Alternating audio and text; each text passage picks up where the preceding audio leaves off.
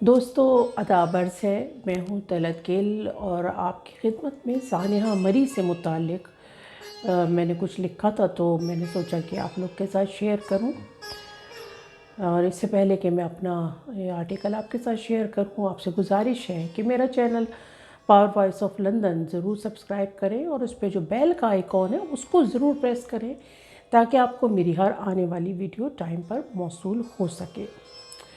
دوستو، کل صبح جب میں نے برطانوی میڈیا کے اوپر پاکستان کے شہر مری میں ہونے والے سانحے کے بارے میں دیکھا تو بڑی دل کو تکلیف اور دکھ ہوا، اور اس سے زیادہ تکلیف یہ دیکھ کے ہوئی کہ ہمیشہ کی طرح ہمارے جو ساری سیاسی جماعتیں ہیں اور حکومتی ارکان جو ہیں وہ سب کے سب اپنی سیاست کی دکانیں جو تھے وہ چمکانے میں لگے ہوئے تھے۔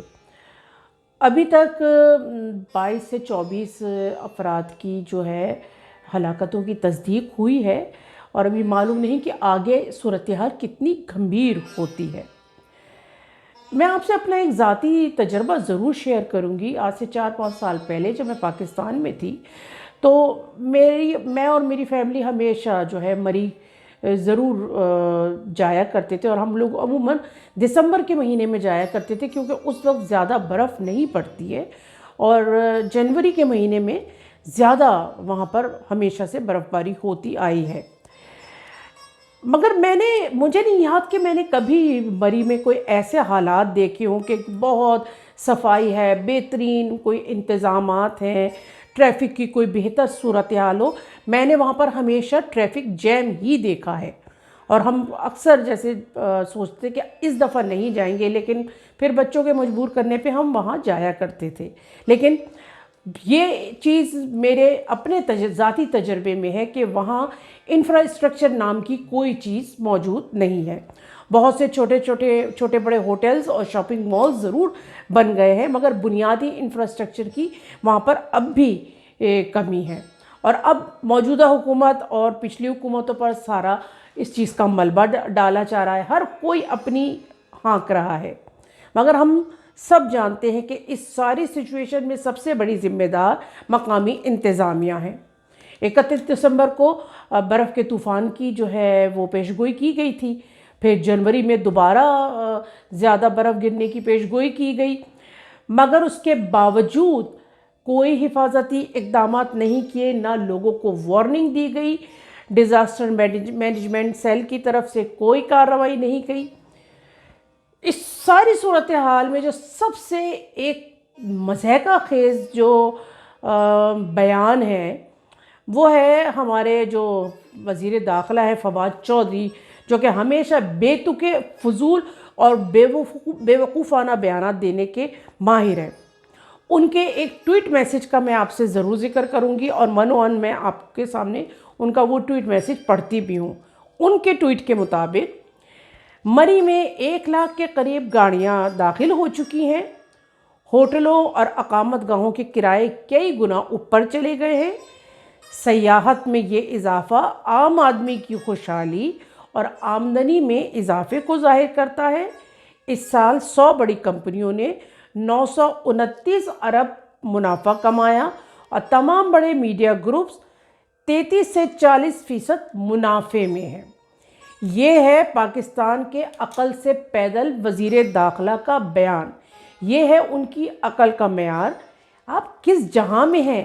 ایک پہاڑی علاقہ جہاں 4 سے 5 ہزار گاڑیوں کی گنجائش ہے، وہاں اگر 1 لاکھ گاڑیاں پہنچیں گی تو وہاں کیا افراتفری اور ٹریفک جیم کی صورتحال ہوگی، جبکہ محکمہ موسمیات کی طرف سے برف کے طوفان کی پیشگوئی پہلے ہی کی جا چکی تھی۔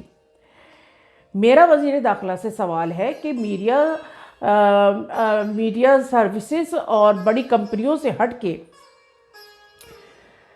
60 سے 70% عوام جو کہ غربت کی لکیر سے نیچے زندگی گزار رہے ہیں، ان کے بارے میں پھر آپ بات کریں۔ آپ اپنے سیاسی مفادات میں وہ لوگ نظر نہیں آتے جو غربت اور بے روزگاری سے تنگ آ کر خودکشیاں کر رہے ہیں، اپنے بچوں کو نہروں میں پھینک رہے ہیں۔ میں اگر بات کروں گی نا تو یہ بات پھر کہیں دوسری طرف چلی جائے گی، لیکن اس ساری افراتفری اور ہنگامے میں اب فوج کی انٹری ہوئی ہے۔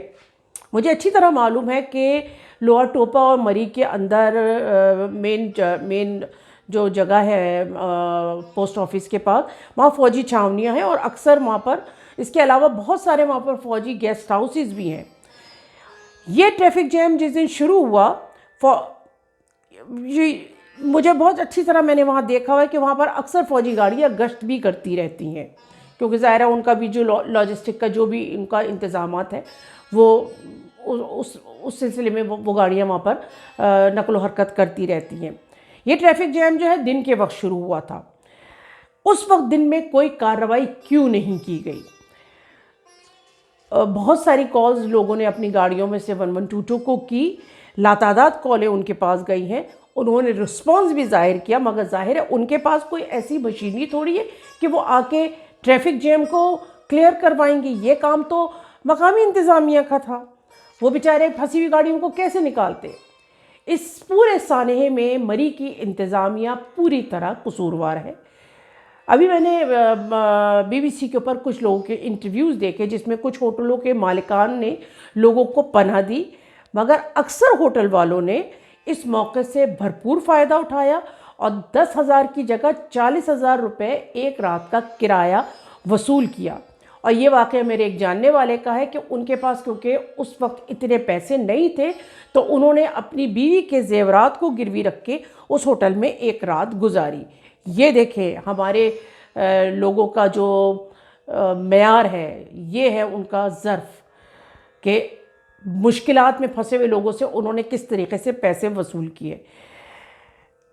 اب ایک عام آدمی جو کہ ایک سستی سی کرائے کی وین میں تفریح کے لیے گیا ہے، وہ کیسے ان ہوٹلز کا کرایہ دے گا؟ مجبوراً ایسے لوگوں کو اپنی گاڑیوں میں ہی رات گزارنی پڑی، اور ظاہر ہے جس کی وجہ سے ان کو اپنی جان سے بھی ہاتھ دھونے پڑے۔ آخر میں ایک اور بات کروں گی کہ پاکستانی عوام جو ہے ہم سب بخوبی جانتے ہیں کہ ایک جذباتی اور بے صبری قوم ہے، سیوک سینس ذرا برابر نہیں ہے۔ آج کل ہم سب کو معلوم ہے کہ ہر کسی کے پاس موبائل فون ہوتا ہے جس پر وہ بڑے آرام سے ٹریفک اور موسم کی صورتحال معلوم کر سکتا ہے۔ میں یہاں لندن میں رہ کے بھی ہمیشہ جب میں ڈیلی گھر سے نکلتی ہوں تو سب سے پہلے میں ٹریفک کی صورتحال اور موسم کے بارے میں اپڈیٹ پڑھتی ہوں، اور اس کے بعد میں اپنے گھر سے نکلتی ہوں تاکہ مجھے کسی طرح کے بھی ناخوشگوار واقعے کا سامنا نہ کرنا پڑے۔ لیکن ہمارے لوگوں کی لاؤبالی پن کا یہ حالت ہے کہ جہاں گاڑی خراب ہوئی اس کو ادھر ہی چھوڑا اور آگے بڑھ گئے، بھلے ان کی وجہ سے کتنا ہی ٹریفک جیم ہو جائے، لوگوں کو کتنی ہی تکلیف ہو جائے، ہمارے لوگوں کو اس چیز کی ذرا پرواہ نہیں ہوتی۔ یہی حال ہم ٹریفک کے اندر دیکھتے ہیں کہ ٹریفک کی جو صورتحال ہمیں بڑے شہروں میں نظر آتی ہے، جو افراتفری اور لاقانونیت ہم ٹریفک کی حالت میں دیکھتے ہیں، تو یہ مری تو اس کے مقابلے میں بہت چھوٹی جگہ ہے، اور جب آپ وہاں پر اس طرح کی حرکتیں کریں گے آپ سوچیں کہ ٹریفک کا کیا عالم ہوگا۔